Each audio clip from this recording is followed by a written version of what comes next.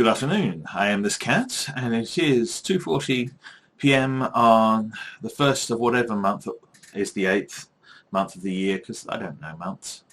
I just know that July is there, and it's a thing. It has been an interesting few days. I've just completed the next batch of content for my subject. One of the things about my job, so I have a class on Monday night and Tuesday afternoon, which means that one of the things about early in the week classes is you usually end up working Sundays because you're trying to create content like the week ahead instruction guide. So a week ahead video, it's a brief rundown of what I'd expect my students to be dealing with, addressing upcoming deadlines, broad course content type of thing. Well, for that to be out and available for them to have seen it before the Monday night class, I need to have produced it on the Sunday. And because we do these as live, real-time events, this means that when I've got a Monday class, I work Sundays, which is basically a design flaw in our university system, but it's a design intentional insofar as they know that they can ask us to be in the office from Monday to Friday, and that we will most likely have to work Sundays if we've got Monday classes. Also, we all mark on the weekends because, marking never stops. But as far as the kickoff, so week one of semester, pretty happy with how it kicked off. We've got two distinct personalities again emerging in our cohorts between the night class and the day class. The day class seems to be a little more enthusiastic and chipper, but I'm starting to think that it's not night or day, but it's the second class. Because last year I went daylight, nighttime as my two courses, and my second class of the week had a better dynamic to it. And what I'm thinking is that you've got more time as that second cohort to have your head in the game. The Monday night crew, basically, if you're running your semester, you can get up on 9 o'clock Monday morning, you've got content video, you've got the week ahead video, you've got preparation for that night's class. You do your class 6 to 8. It's a bit of a focal everything on the one day. Whereas even if you're the Tuesday class, you can see the week ahead video, watch the content video, and then you've got some time. And then you've got some processing time until you're on the Tuesday. So I was unlucky this season with my timetable requirements. I was hoping for a Thursday-Friday split, but didn't get it. The other things of the week just gone by of interest to me and perhaps others.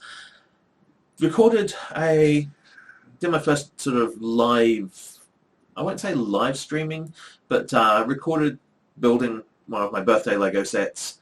So this is actually a speed record for me of having received a Lego kit as a gift and having built it in less than a month since I got it.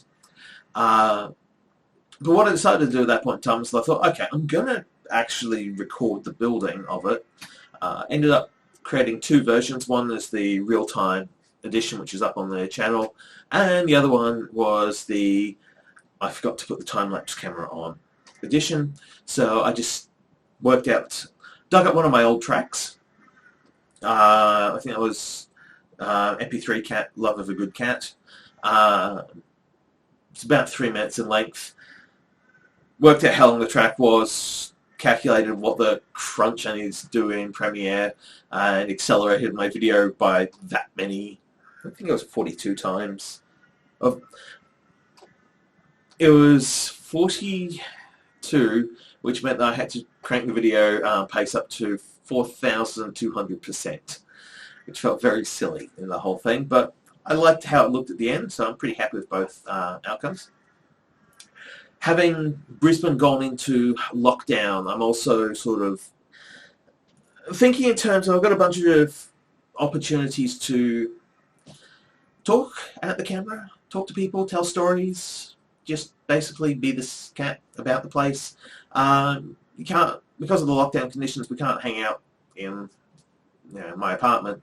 But I was thinking, what if we just did some of this stuff like, if I'm going to do my live journal, if I'm going to do my bullet journal, just, doing up my bullet journal, filming it, nattering away, talking about various things and stuff and things, just so, there's the sound of a cat voice as I'm chirping away.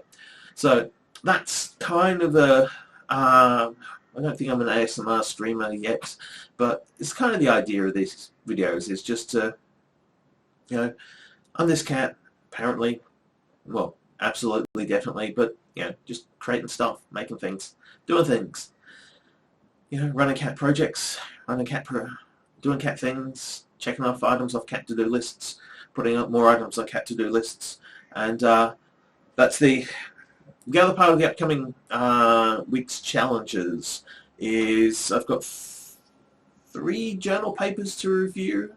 I've reviewed 2. I'm back on the radar on the reviewers roster apparently because I also yes, in the week, so professional things in the week just past, had a paper come back that was co-authored with my team, and the reviewer comments were so nice.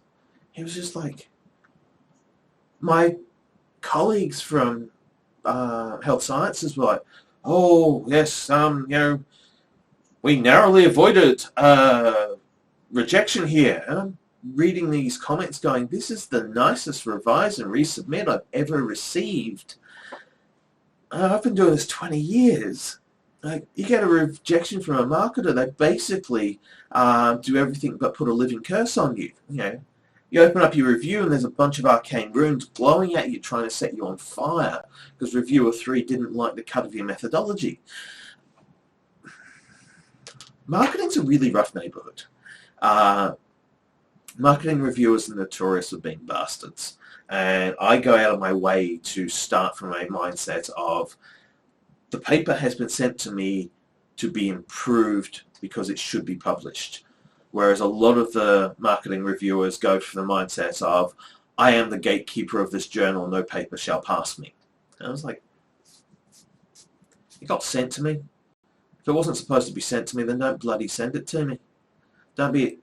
If the editor wants me to reject it, then they can bloody well put their own effort in. They can do it. I'm not going to do it for it.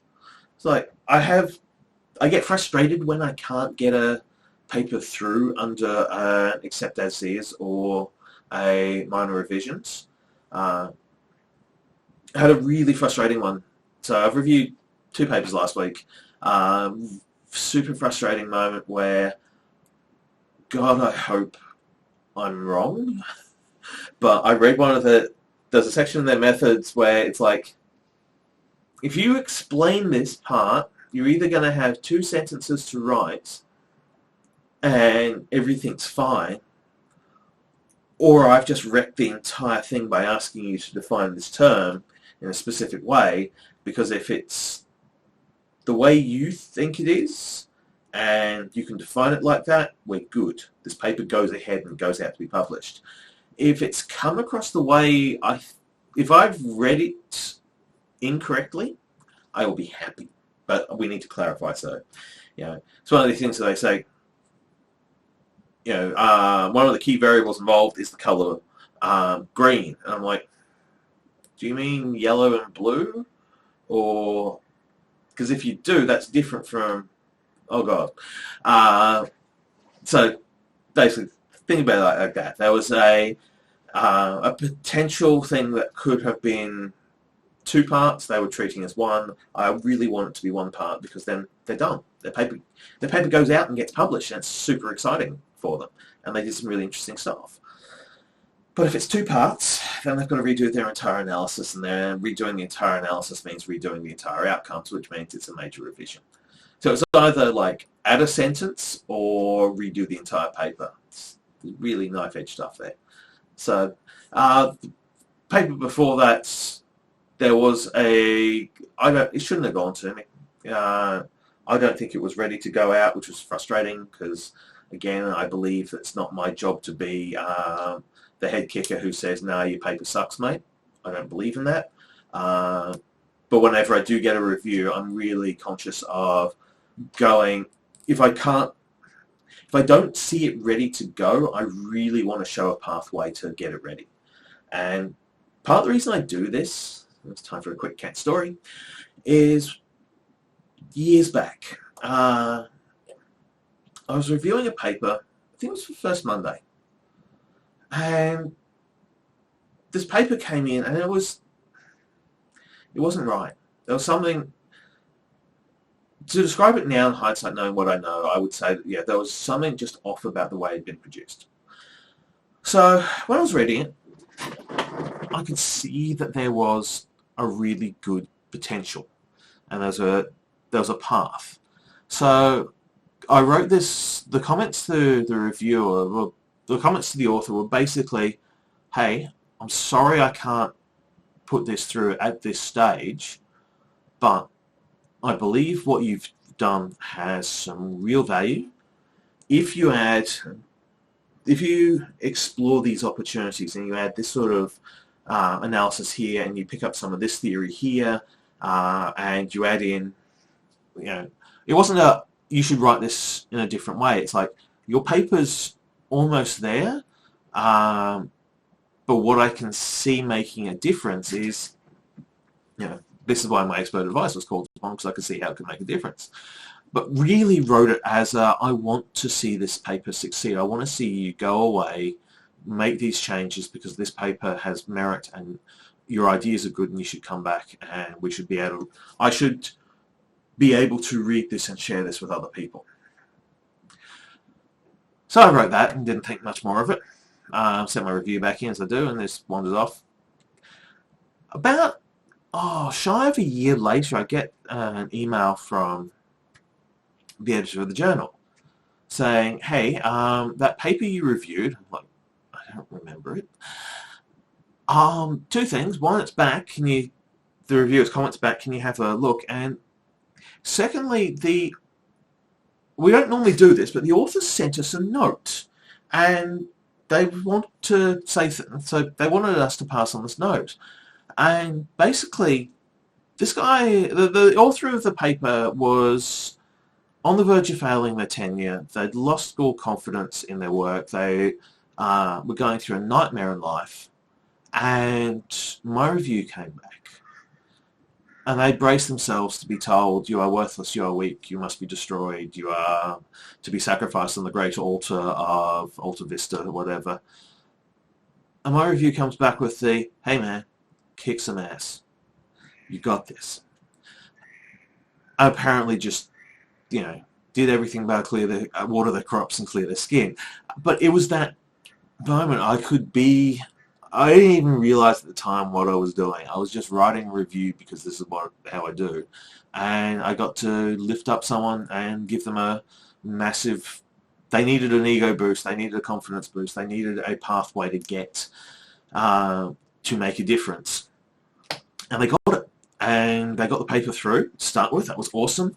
But also because they went back, they did this work, they did this revision, it triggered a whole bunch of other positive things. And they went from everything sucks to, hey, let's have a good day out of it. So I know why reviewers go full assassin mode and play gatekeeper and stuff like that, but why would you want to play gatekeeper when you can play lifeguard?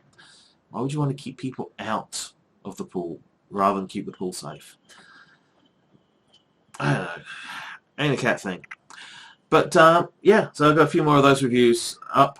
I'm still slugging away trying to get my application for my ANU Vice Chancellor's Teaching Award together, dealing with the meta incongruity of you get nominated for an award because you are super successful in a single one-off event, and then your award talks about the entire timeline. So the best way to think of it is you get nominated for an award for one episode of S.H.I.E.L.D. inside the Marvel Cinematic Universe, and then you have to write a story about the success of the entire Marvel Cinematic Universe in 5 pages. Yeah. Basically, the meta on this is I had a super successful semester 2 2020 because I have been breaking every single one of the goddamn rules, ignoring the consistent instruction of, could you not? Like, we're aware that you do online education. Stop. Like, I have literally been told not to, in my career, in the 20 years of my career, I was reprimanded for distributing PDFs through a web server. I was reprimanded for putting PowerPoint files up on my website for students to download. I was reprimanded for recording audio of the class content and distributing it on mp3.com. I was reprimanded for putting video of course content on the internet. I was reprimanded for using social media in a classroom. I was told to spend less time on my teaching because my wattle site looked attractive and people could find things on it. That was also in the period where I managed to make... It took me an hour to completely do a design. It took literally an hour to do this thing on my site that apparently some other people had spent about a week trying to do and failing, and I didn't even know it was supposed to be hard type of thing. It was like I went full, like it's hard.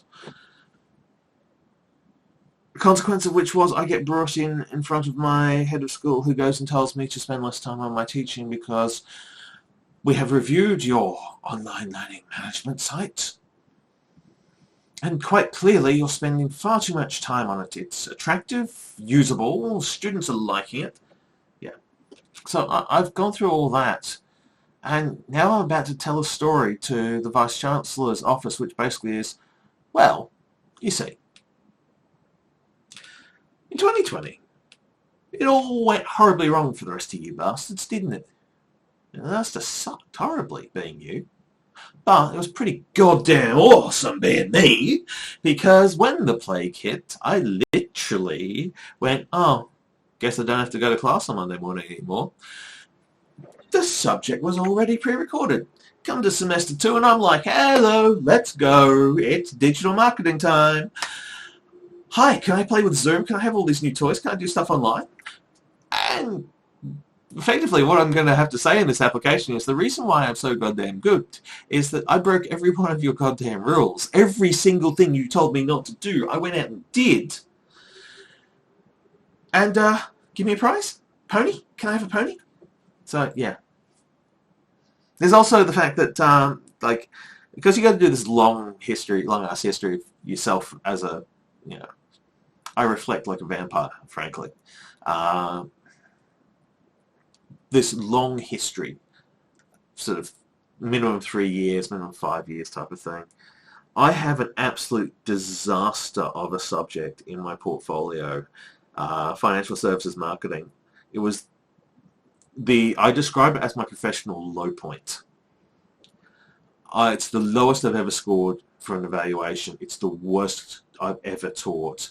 I literally ran 6 live seminars.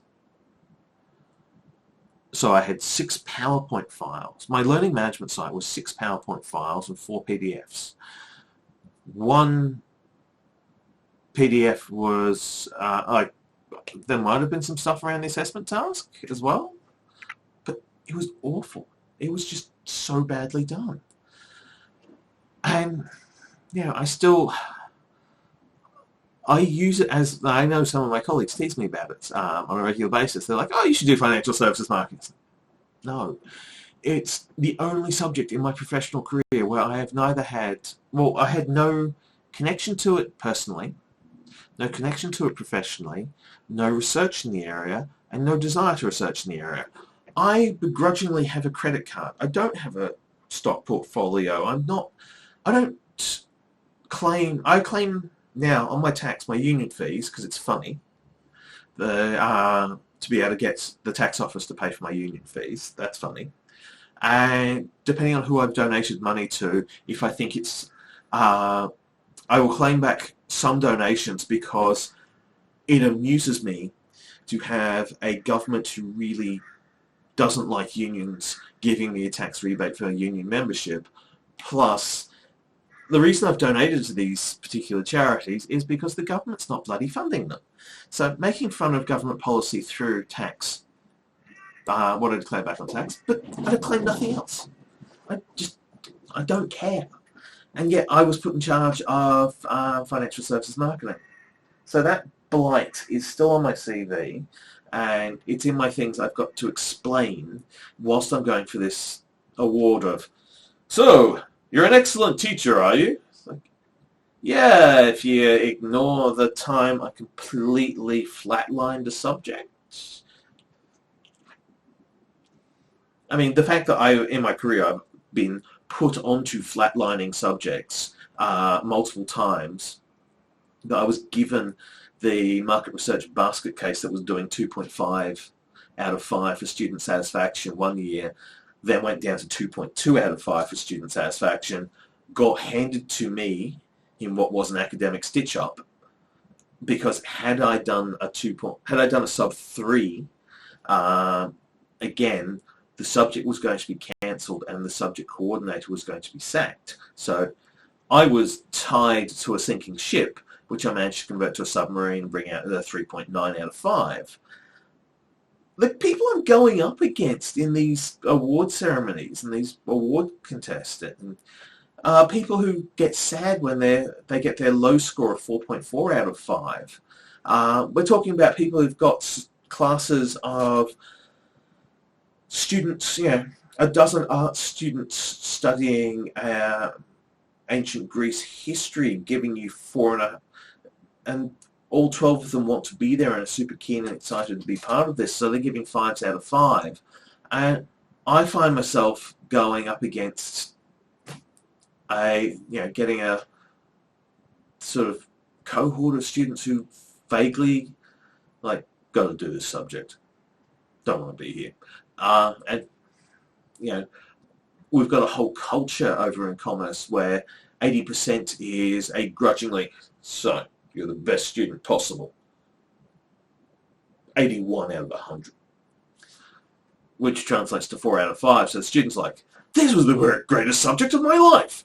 It watered my crops, it cleaned my skin, it blessed me with the Pope's approval. 4 out of 5.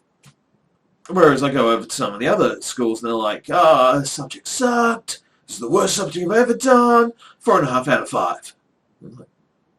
So the whole net promoter score rubbish must give 5 out of 5. We also had this point where the university decided that the entire of the university was supposed to get an average score of 4 out of 5 for all of the subjects. So there are 80% of the subjects with a score over 80%. And I was like, so hey, if that's the case, surely 80% of our students should be scoring over 80%, shouldn't they? Because 80% of our subjects are over 80%. We're this world-amazing, world's best education house.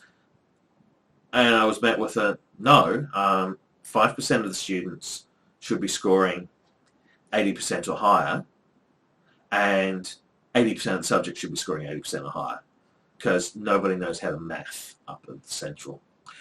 And they're the people I got to go pitch a case to say that I'm fabulous and they should give me a prize.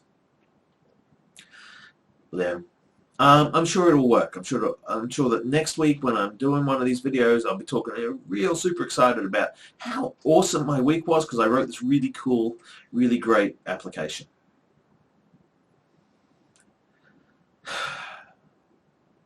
Okay, so what I'm going to do is I'm going to go at it this cat style.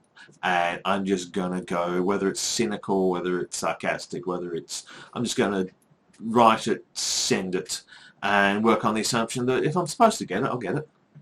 If they like what I've got to say and they think what I've done's all right, then I'm in the hunt. so I'm going to give it a shot. Got to be in it to win it, as the old my grandmother would say. And last thing on the wrap up is a thorough amusement to me. The whole lockdown scenarios going on is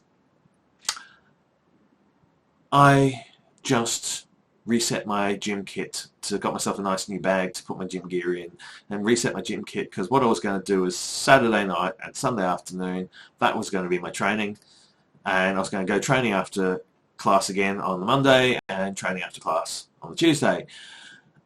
Gyms are closed as part of a lockdown this weekend, and they reopen after class on Tuesday.